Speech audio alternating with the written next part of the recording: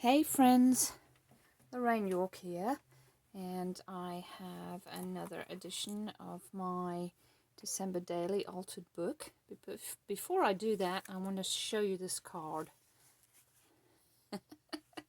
I just love him, and I never really found use for him. How do you put him on a birthday card? But I thought, he would do great on this New Year's card. So New Year 2021, and let's just sit on year 2020. Anyway, I thought that was hilarious. This is a designer series paper from Stampin' Up. And if you're interested, just leave your comment below and I can get back to you on that. So let's put him aside. This would be entry number 5. And really it was talking about my journey at school. We started virtual, then we went hybrid, before returning to virtual once again. It was enough to make your head spin, literally. Kids came 2 days a week, and the most kids in class were 6 to 8 at a time.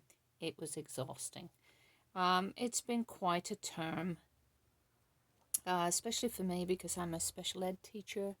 Any special ed teachers out there? Yay! I work in inclusion classes with kids in the mainstream general ed classes, so every time we would switch, the schedule would change, and so I'd have to reschedule my 40 hours into my different classrooms, meeting the needs of my different kids, and reschedule online events. So, it was really something. I learned a lot about scheduling, and I have a newfound appreciation for my assistant principal. But anyway, I thought that I would use this, and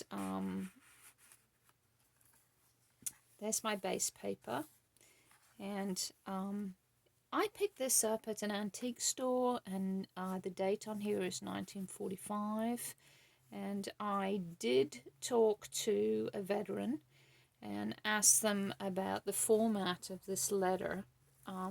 The envelope's definitely genuine, and inside here you can see what looks to be like a copy of a letter, and he said that it's possible that the person worked in Washington and that this was some sort of a microfiche. When you look at the paper, it looks as old as the envelope.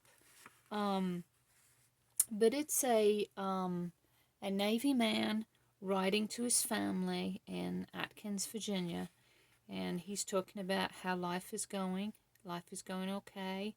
He's got a boil on his lip that he said he keeps being asked to wait before he gets any attention for that, but he hopes it's real soon.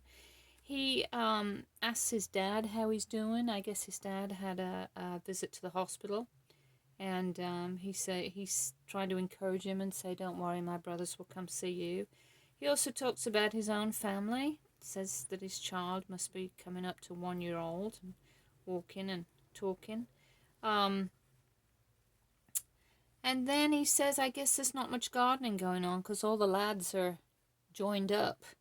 But that's quite an interesting letter, and it dates back to 1945. And I did not glue it in because just out of respect of how old it is, so I've got it just tucked in here. And why did I use this? I use this because I feel like we've been in a battle. I feel like it's been war. And on the back of here, and I'll just show you very quickly, I don't think you can see any faces. This is what our new classroom looked like. Desks all spread apart, children 6 feet away from each other, teachers, distancing themselves and wearing masks, and the children never really got up to go anywhere except for gym. And if they were lucky and it was a nice day, we could go out to recess and still social distance. So that was our new classroom, and this is John 15:7, abide.